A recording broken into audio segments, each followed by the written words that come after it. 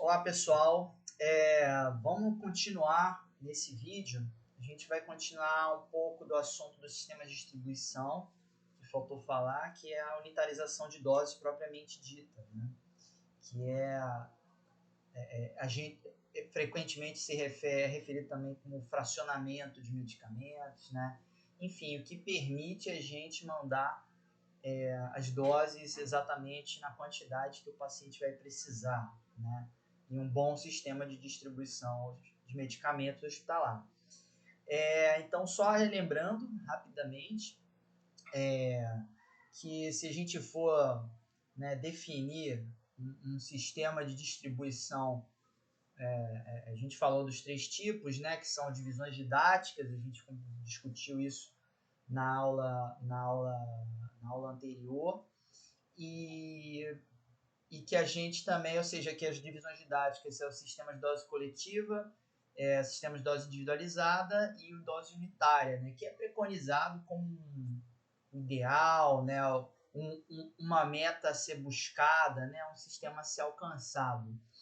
E que para isso a gente precisa, aí, né, nesse momento que a gente pensa em dose unitária, que a gente também entra no conceito de unitarização de dose, o fracionamento, ou que seja, que a gente vai falar um pouco hoje, né, sobre o fracionamento de sólidos especificamente. Então, só lembrando, depois que a gente teve aquela aula, sobre aquela coisa das divisões didáticas que a gente fala, né, de que mais importante do que você saber a definição, assim, olha, dose coletiva, dose individualizada, né? É você entender os elementos de um sistema de distribuição que caracterizam, que são estruturantes, ou seja, que fazem a diferença, né? Que são pontos onde você pode observar no processo de distribuição de medicamentos para os pacientes internados no teu hospital e que podem ser, né, feitos upgrades, né, evoluídos de forma, enfim, coordenada, mas que olhando ponto a ponto, né? Então você vai ter sistemas que evoluíram em um desses pontos aí que a gente está colocando aqui, aqui, né? Os elementos estruturantes, né? Ou seja, como a gente falou, a análise farmacêutica da prescrição, né? Que é meio basal hoje em dia, né? Porque a gente fala em dose coletiva, que é um pedido, né, coletivo, que é onde a prescrição sequer é analisada pelo farmacêutico, e não é um sistema ideal, né? Porque a gente perde a avaliação farmacêutica da prescrição, né? A revisão da farmacoterapia, dependendo do nível de profundidade que a gente tem, que é até um tema que a gente discute quando fala em clínica, em serviços clínicos, né, em serviços de cuidado farmacêutico, mas isso fica para um outro dia, né? Mas só, resumo da ópera, só o fato da gente analisar, ter a oportunidade de analisar só a prescrição, a gente já consegue detectar inconsistências, evitar erros, evitar danos aos pacientes de alguma forma, ainda que a gente não consiga fazer avaliações técnicas farmacológicas muito profundas, sem ter acesso aos dados do paciente, né? Mas só o fato da prescrição passar por nós, a gente já consegue fazer uma avaliação crítica mínima e contribuir para a vigilância da farmacoterapia mais segura para o paciente. Então, isso é uma questão bastante importante.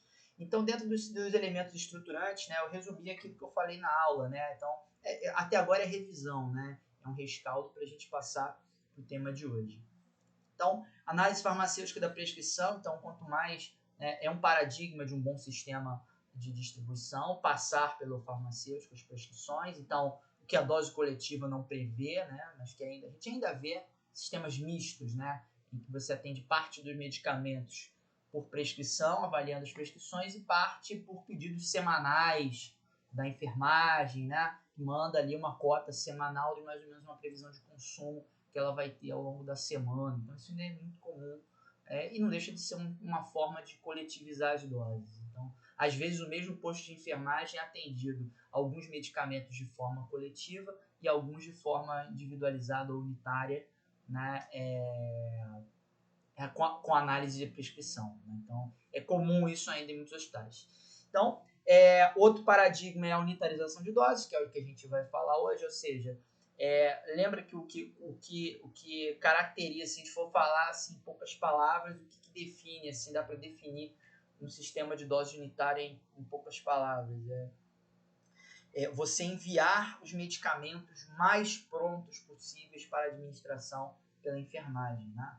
E isso envolve operações farmacotécnicas, dependendo do nível de profundidade que você vai chegar. Então, já está apontado aí no slide, né? Que vocês já estão vendo. Organização dos medicamentos por paciente também é um paradigma, você mandar separado pelo menos por paciente, né? Etapas de conferência antes da distribuição também é um elemento estruturante de um sistema de distribuição, porque você é aquela coisa, uma pessoa separa, o outro confere antes de mandar para a enfermagem, porque além de ser uma questão, uma farmácia hospitalar muitas vezes vai separar milhares de doses, né, por dia, né? Então os auxiliares, os técnicos de farmácia. E, obviamente, se você tem um trabalho laboral muito repetitivo, trabalho laboral é meio pleonasmo, uma atividade laboral muito repetitiva, um trabalho muito repetitivo, né, de ficar lendo e conferindo e separando e organizando, você está propenso a erro. E mandar medicamento errado para o paciente, ele além de ser, no mínimo, o que vai acontecer? Né? O enfermeiro, lá antes de administrar, ele precisa pegar a prescrição, olhar o horário e separar o medicamento, pegar o medicamento que você mandou, conferir com a prescrição, né? E fazer administrar para o paciente. Se esse processo, ou seja, se a gente erra na dispensação, na distribuição, né, na do envio, o paciente ainda tem uma chance de não receber o medicamento errado, que é o enfermeiro conferir, né? Então, se isso não acontece, né, se tem uma falha no processo, não porque o enfermeiro é ruim, mas porque ele também está sujeito a uma carga de trabalho que às vezes pode predispor ao erro. Todo mundo erra, né? Quando a gente for falar de segurança do paciente, a gente vai voltar muito nesse assunto. Então, assim, a conferência antes da distribuição, ou seja, um cara separa, o outro confere, né, antes de mandar para a enfermagem, ela é um paradigma da segurança também do bom processo de distribuição, porque além dessa questão de segurança, você tem no mínimo um retrabalho, porque o enfermeiro vai detectar lá em cima, você mandou o captopril de 25 no lugar do de 50, né? Aí você vai ter que consertar o seu erro para enviar o medicamento certo. E aí é um retrabalho, é o que agita plantão, né? É um trabalho muito que sacrifica a equipe, né? Ficar recebendo telefonema toda hora de dispensação errada, né? Então, a dupla conferência, ela evita essas coisas. Além de o fluxo de trabalho ser melhor, você tem uma questão de segurança mesmo, porque o paciente tem algumas etapas de conferência antes de chegar, né, para evitar que ele receba o medicamento errado, garantir que o medicamento seja o certo. Então, etapas de conferência são muito centrais nisso. Distribuição em múltiplos horários ao longo do dia, o que quer dizer isso? Você fazer, como a gente falou no modelo, né? Quanto você pode reunir todas as prescrições e mandar o suficiente para 24 horas, né? Que é a validade de toda a prescrição médica dentro do hospital, né? O paciente tem que ter visita médica todos os dias, tem que ter uma prescrição a cada 24 horas. Então, você pode juntar tudo e mandar uma vez ao dia só, né? Mas aí você vai estar aumentando a quantidade de medicamento no posto, né? Mesmo que você mande separado por paciente, né? Você vai tá mandando uma quantidade muito grande. Então, se houver suspensões, alterações nas prescrições ao longo do dia, né? O cara vai ter que te devolver aquele medicamento. Então, dificulta, né? Esses processos ficam mais laboriosos e passíveis de dar problema. Então, se você faz várias dispensações ao dia, sei lá, dividir o dia em dois, fazer 2 dispensações, né, cobrindo 12 horas, você consegue atualizar as prescrições, né, ao longo do dia e só enviar aquilo necessário de acordo com as alterações que forem acontecendo ao longo do dia. Por exemplo, uma UTI, né, né, os pacientes estão muito instáveis, então as prescrições estão muito sujeitas à alteração, né? Então, quanto mais vezes ao dia você dispensa, você também está propenso a ter menos devoluções, menos atender às alterações ao longo do dia nas prescrições melhor, né? Então, eu não lembro se eu contei contei na última aula, lembrando, né, que você pode fazer. Eu trabalhei num hospital em que a gente tinha dose unitária e que você fazia, as dispensações eram a cada 2 horas. Então, assim, eu lembro que eu contei para vocês. A cada 9 horas da manhã, a gente ia lá no sistema informatizado, me digam quais todos os medicamentos separados por paciente, por setor, que eu tenho que separar para o meio-dia. Aí separávamos, dava umas 11h30, mandava para o posto de enfermagem. Aí dava meio-dia, a gente puxava o sistema, me diga quais todos os medicamentos para as 14 horas. A gente separava, mandava por volta de 1h30. Então era o dia inteiro separando medicamento e o dia inteiro chegando medicamento no posto de enfermagem na próxima hora da administração. Então a gente conseguia atualizar as prescrições num fluxo muito contínuo. É claro que é um processo de trabalho muito complexo, envolve muito muito treinamento, uma afinação da equipe muito grande e um sistema informatizado muito bom para você poder bancar esse tipo de coisa. Mas nada impede que você faça coisas intermediárias. Tem hospitais que fazem 3 dispensações ao dia, 4 dispensações ao dia, em horários específicos, né? E por aí vai. Isso é ganho de qualidade, isso é ganho também nesse sentido, né? Um sistema de devoluções eficaz, ou seja, se a gente está aqui, né, o paradigma também de um bom sistema de distribuição é menor retenção de medicamentos no posto de enfermagem possível. O mínimo necessário está lá, né? Então, quando você tem o que só paciente de alta, um óbito, né? Você tem um sistema que a enfermagem consiga, ou você consiga recolher, ou a enfermagem devolver os medicamentos de uma forma muito ágil, uma forma muito rápida para ele ser reincorporado ao estoque o mais rápido possível. E aí você ter governança sobre isso, né? Ou seja, você saber, até para programação, né, nas etapas anteriores do ciclo, né? Até para programação de compra, né, você ter noção real, porque se você tem acúmulo de devoluções que não voltam para a farmácia, né, e que você não sabe as quantidades, né, você às vezes você acha que a quantidade de medicamentos que tem no seu hospital é X, mas é X mais Y, e esse Y é tudo que fica retido, armazenado indevidamente, né, ou desnecessariamente nos setores de enfermagem. Então, um bom sistema de devolução de medicamentos, né, para diminuir essas quantidades nos postos, é fundamental, é estruturante de um sistema de distribuição e de gestão de medicamentos dentro de um hospital, né? E mais lá na ponta, né, naquele paradigma final do sistema de dose unitária mesmo, que eu falei no início, de você mandar o mais pronto possível para a administração pela enfermagem, o preparo, as operações farmacotécnicas necessárias para o medicamento ser administrado serem feitas na própria farmácia. Ou seja, o medicamento que vai por sonda, né, até uma solução oral, né, você mandar o volume certo que o paciente precisa, né, e aí esses assuntos, esses 2 últimos tópicos dos slides, a gente vai o que a gente vai evoluir, né, que são questões, operações farmacotécnicas, com determinados níveis de complexidade e profundidade, que a gente vai falar nos assuntos mais à frente, né, que é a adaptação das formas farmacêuticas para uso interal e a diluição de medicamentos para uso parenteral, né? E aí vai ser os temas específicos das aulas mais à frente, certo? Então, seguindo aqui o nosso assunto, né? A gente tem...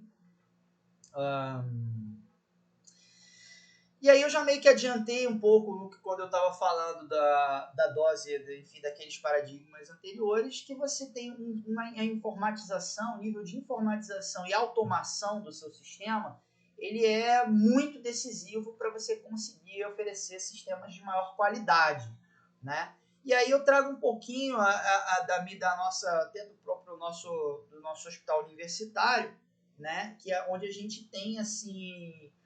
um dos grandes trunfos da gente lá, uma das coisas que eu tenho muito, assim, orgulho mesmo. Quando eu cheguei lá, eu falei, nossa, é uma coisa que você não vê em tantos hospitais assim, mesmo da rede privada, né? Que, teoricamente, a gente tem mais aporte financeiro e estrutural. Que é um sistema não só de prescrição eletrônica, como de prontuário eletrônico, né? Então, você tem acesso a informações da evolução clínica dos pacientes, né, pelo sistema informatizado do HU. Então, mostrar para vocês rapidamente como ele funciona. Aqui, por exemplo, a gente vê uma evolução, né? Não sei se dá para ler muito bem, mas é mais ou menos o padrão da tela que a gente tem lá no nosso sistema de prontuário eletrônico. Então, você tem aí uma evolução médica, né, de um paciente, e aí tem o cabeçalho ali em cima, né, a D5 de clínica médica, né, internou por uma celulite, tem celulite no pé direito, internou por uma síncope para esclarecer e tal, histórico patológico pregresso, enfim, a toda a avaliação médica que a gente tem acesso, até para poder qualificar, assim, entender situações clínicas e fazer até intervenções mesmo, até uma avaliação clínica mais profunda das prescrições, né? Claro que isso é proporcional à força de trabalho, né?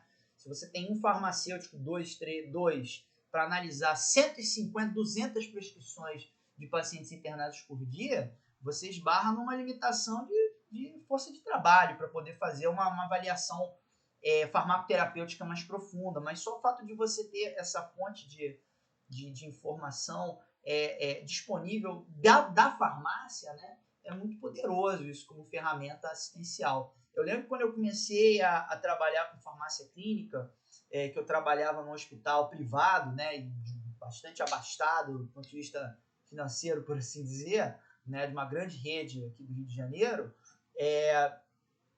a gente começou, quando eu comecei a trabalhar em terapia intensiva, tá, na farmácia clínica em terapia intensiva, os prontuários eram todos de papel, né? E aí, assim, você lida com coisas, a informatização, a digitalização das coisas ainda tem uma outra questão de segurança, que a gente tinha que lidar com a caligrafia das pessoas, né? A letra das pessoas. Eu chegava na UTI, além de ficar brigando pelo prontuário, né? Não, o cara tá lendo, o outro tá lendo desse paciente aqui, então tem que esperar o cara terminar. Aí ele tem que escrever, tem que evoluir, né? Então ele ficava lá, pegava uma folha, a caneta fazendo. Então, assim, você ter acesso, você ficar meio que, no bom sentido, brigando, né? Para ler o prontuário, para conseguir ler o prontuário lá, porque era um só de papel que as pessoas, né, compartilhavam. Fora a questão da caligrafia. Então, assim, a prescrição eletrônica e o prontuário eletrônico, eles não são só uma questão de comodidade e funcionalidade. A gente brinca muito com essa questão de letra de médico, né? A piadinha clássica, padrão, entre farmacêutico e médico, qual farmacêutico é o cara que decifra a letra, a gente faz uma disciplina de decifrar garranchos e tal, enfim, as piadas são muito tradicionais. Mas isso é uma questão de segurança do paciente, é entendido como tal, por exemplo, no nosso Programa Nacional de Segurança do Paciente. Então, ser digitado pelo menos, né, não ser manuscrito, é uma questão de segurança, né? Porque quantos erros de medicação podem acontecer e aconteceram, e a gente não fica nem sabendo por conta de má interpretação dessas letras, né, de caligrafia. Então, isso é uma necessidade, assim, é totalmente contextualizável dentro da segurança do paciente. Então, a gente tem aqui o prontuário, né? Aqui a prescrição eletrônica, né? E aí, ou seja, você com a prescrição você já consegue entender mais ou menos com alguém com algum nível de treinamento, você olha uma prescrição, você consegue imaginar até que doença que o cara tem, né? E fazer avaliações críticas sobre esses medicamentos. Então, por exemplo, né, paciente com digoxina, furosemida, espirolactona, você já começa a imaginar se esse cara tem insuficiência cardíaca, né, algum nível de insuficiência cardíaca. Então, por aí vai. Então, é uma ferramenta muito poderosa, né? Muito poderosa e bastante assim... E o fato dela ser integrada, né, com o sistema de gestão de estoques, né, que aí é um link só, prescrição médica e gestão de estoque, ou seja, você dá baixa em um sistema informatizado do seu estoque. Então, isso é muito importante, muito desejável assim, para a gestão de medicamentos e para a segurança dos pacientes. Aqui a gente tem, por exemplo, também um laboratório, assim, exames laboratoriais ali descritos tudo disponível no sistema de prontuário eletrônico. Isso também é muito útil, muito importante, né? E a rastreabilidade farmacológica e a informatização como ferramenta para a gestão dos estoques também, no sentido de rastrear o que você está dispensando. Então, um bom sistema ou seja, se dar saídas e entradas de estoque, um bom sistema de código de barra, né, por exemplo, é vital, assim, é muito importante, porque aí você consegue dar baixa nas coisas reais que estão saindo, ou seja, você separar os medicamentos todos, né, identificados com códigos de barra, e aí você, no ato da conferência antes de dispensar, você vê tal, medicamento tal, um captopril de 25, tal, pistola ali, né? E aí automaticamente ele vai descontar um comprimido do seu estoque que você está pistolando naquele momento e enviando para a enfermagem. Então, esse tipo de recurso, ele é muito vital para o controle de estoques e até para o andamento do sistema de dose unitária. Então, controle de procedência dos medicamentos, né? Isso é importante, você ter a reidentificação, né? Agora a gente já está entrando um pouco na parte de o que a gente faz, né? De reembalagem dos medicamentos para viabilizar um sistema de dose unitária, né? A gente vai andar nisso mais à frente, né? Aqui rapidamente sobre os tipos de código de barra, né? Uma questão tecnológica, assim, só um parêntese tecnológico aí, que os códigos de barra tradicionais, eles são desse tipo EAN13, né, que são aqueles horizontais, né, que precisam de áreas maiores para serem impressos, né? Então, o tamanho das etiquetas, o tamanho, até no próprio embalagem original, né, industrial que o medicamento vem, isso pode ser, você requer uma área maior para imprimir. Hoje a gente tem os data matrix, que eles são bidimensionais, então a leitura no código de barra tradicional, né, ela é horizontal só, né? Já nesse data matrix, ele lê vertical e horizontal. Então, você consegue fazer códigos de barra menores, ocupando áreas de impressão menor, para conseguir e colocar mais informação numa área de impressão menor, né? E aí pode ser impresso até em blisters, né? Então, isso é uma questão também que alguns medicamentos, né? Isso não é uma ação marketing dessa indústria farmacêutica para essa indústria farmacêutica, é só um exemplo de que existe essa possibilidade, até para termos de rastreabilidade, você ter esses códigos, essa informação inserida num tão pequeno que você pode identificar comprimido a comprimido, né? Então, aqui tem outro exemplo, né, onde essas coisas podem ser assim. Então, assim, do ponto de vista de rastreabilidade, essa coisa de identificação por código de barras, né, e aí a gente trabalhava assim, como que a coisa pode chegar, né? Você tem lá cada comprimido, cada unidade farmacotécnica identificada com seu lote, com sua validade, né? E aí o que acontece? Você tem a central de abastecimento, né? E como que pode chegar até onde pode chegar a informatização e a importância da gente ter um sistema como esse. Você tem a central de abastecimento, né, que recebe os medicamentos e tal dos fornecedores, né, para fazer a programação de aquisição. E aí, para mandar para o setor de distribuição, né, da farmácia, né, por exemplo, ele faz uma transferência no sistema informatizado, né, pelo código de barra, ele transferir 30 comprimidos de simvastatina de 20 mg do lote tal, do fabricante tal, para o setor de distribuição. Aí beleza, o sistema faz essa conversão também. E aí na hora de você dispensar, né, o cara lá, o auxiliar, o técnico, vai pegar um comprimido daquele lote, daquela validade, com todas aquelas informações, né, vai pistolar com o leitor óptico, né? E aí o seu sistema vai entender o seguinte, ele está mandando um comprimido de 20 mg de simvastatina para aquele paciente, o paciente João da Silva, fulano Beltrano, né? Naquele horário, né? Naquele dia, naquele horário, para aquele posto de enfermagem, né? E aí você envia para a enfermagem, e aí, no mundo ideal, né? A enfermagem recebe os medicamentos, confere os medicamentos que chegaram e pistola lá também. E aí fica lá registrado. Chegou no posto de enfermagem tal, na senha da pessoa tal, recebeu o medicamento, simvastatina, 20 mg do lote tal, para o paciente tal, na hora tal, segundo tal, né? Ou seja, você tem condição até de saber se o medicamento foi enviado, né? Até aquela questão de dispensação errada, né, que a gente estava falando. Até isso, essa rastreabilidade, além das questões de farmacovigilância, se você tiver uma reação adversa, você ter como rastrear lote, validade, você tem essa questão até de fluxo de medicamento no hospital mesmo. Então, para até ver com o enfermeiro, resolver problema de dia a dia de plantão, assim, com os enfermeiros, com a equipe de enfermagem. E aí, no auge, né, no final, você tem pegar um comprimido de 20, né, vai no leito, a enfermeira vai no leito do paciente, o paciente tem uma pulseira de identificação com código, ele vai no leitor óptico do paciente, confere se é aquele paciente mesmo, né? Vocês ficam pensando, pô, mas o cara vai trocar o paciente. Você imagina uma enfermaria ou um setor de enfermagem que tem 2 Maria do carro, né? Então, assim, é uma questão também, pacientes homônimos, né? Você dá o medicamento para o paciente errado, né? E dependendo do ritmo de trabalho dos enfermeiros, isso pode ser uma questão de segurança séria, né? Então, evitar erros dessa forma também é bastante importante. Aí o enfermeiro checa o paciente, né? Leitor óptico na pulseira do paciente, leitor óptico no comprimido que está na mão dele, ele administra para o paciente e fica registrado lá.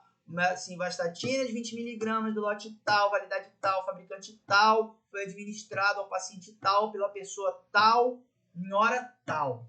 Né? Aí é o supra-sumo da rastreabilidade, certo? Então as coisas podem chegar a esse ponto, assim, e a tecnologia nesse ponto ela é fundamental, ela é estruturante também. Então o nível de informatização dos sistemas de distribuição, ele também é decisivo para a gente conseguir fazer mais ou menos coisas, oferecer mais ou menos aspectos que contribuem para a segurança do paciente, certo?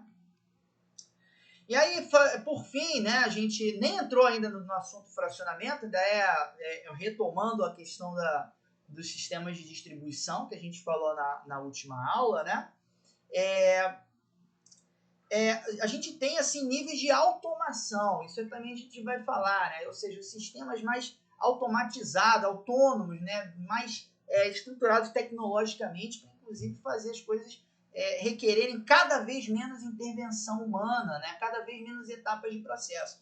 Esse tipo de dispensário, né, que tem essa marca Pyxis, seria o equivalente a você ter uma farmácia satélite no local, né, com acesso relativamente restrito, né, onde as pessoas, os enfermeiros, a equipe de enfermagem, ela consegue retirar os medicamentos, né, tá tudo fechado aqui, mediante a liberação num sistema por senha, ou seja, o enfermeiro vai retirar como precisa de uma ampola de dipirona, ele vai lá, bota a senha dele no terminal, diz para qual paciente o sistema pode estar integrado com a prescrição eletrônica para saber se está prescrito, ou seja, para ele não pegar nada que não esteja prescrito.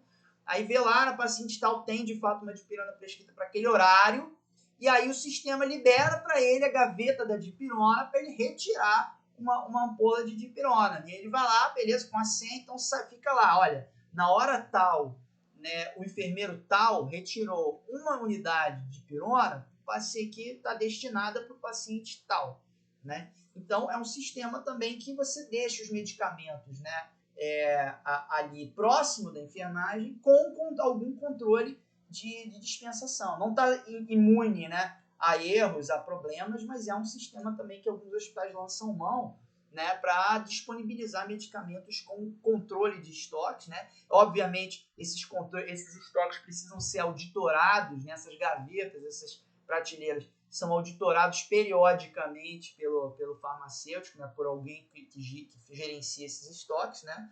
A pessoa pode ter pego, por exemplo, 2 ampolas de dipirona, e aí fura o estoque, né? Então, tem que ter auditoria periódica disso também. Não é a informática não resolve as coisas sozinha, né? Ela não descarta bons processos de trabalho. Né? Aqui é um pouco mais desse dispensário específico, tem essa marca específica, não é uma propaganda, mas é um dos principais fabricantes.